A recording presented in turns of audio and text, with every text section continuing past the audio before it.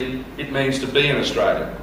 Because the facts and figures tell you one story. They tell you that people do want to come here. People do want to participate in our great democracy, in our great way of life. But what is it that makes us particularly Australian? What is it that makes us a place that people want to come to? Is it the sense of mateship that people talk about? Is it the involvement that people have in their communities, whether it is through organisations like the Rotary Club of Hamilton? Is it like being part of the State School P&C Association, as many parents have chosen to be over the years? Or is it being a business success? And some of Australia's greatest business successes have been people who have come from overseas with nothing and have fought their way and built their way to the top and have then chosen to make contributions back into the community that they live in, the country that they love. And I think all of those go to making up what we call the Australian way. Club Australia, as Theresa Gambaro put it.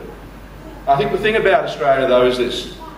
It's the tolerance that we have, the respect for other people's views.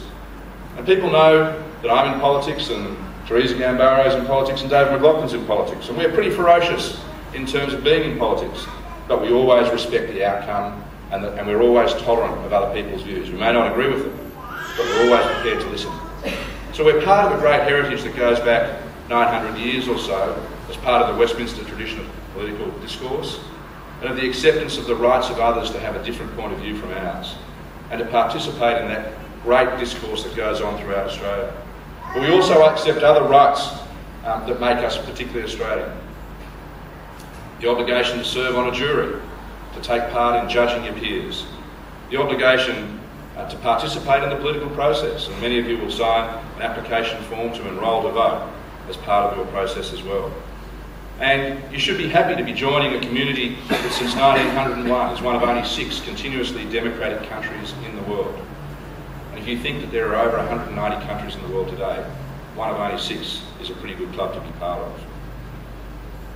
You also join a country that I think, despite what Councillor McLaughlin says, actually does like lamb and sheep plonk. And I know that'll be some part of our agenda later on today as well. But liking it, but not too much, perhaps, is the best way to go in that respect. But we do enjoy the fruits of our magnificent bounty, the plains that grow the produce that we enjoy, our trade with the rest of the world, and our engagement with the rest of the world, all brought on by those great strengths of immigration and citizenship. So Australia and being Australian is particularly hard to define, but I think it brings together all of those qualities. And I want to welcome you all to that great community that is Australia. I want to particularly congratulate you, parochially, for choosing to be in Queensland, a great state with great opportunity. And I want to particularly thank you and your families, supporters and friends for coming along here today to be part of what is a traditional ceremony, even only at 11 years old, here in the Hamilton Town Hall. You've given up your own country of birth to move here, and that's a momentous decision.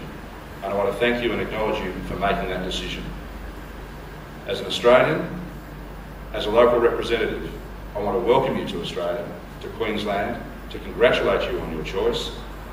And if you ever get the chance and you hear the words Aussie, Aussie, Aussie, you'll know that the response is oi, oi, oi, welcome.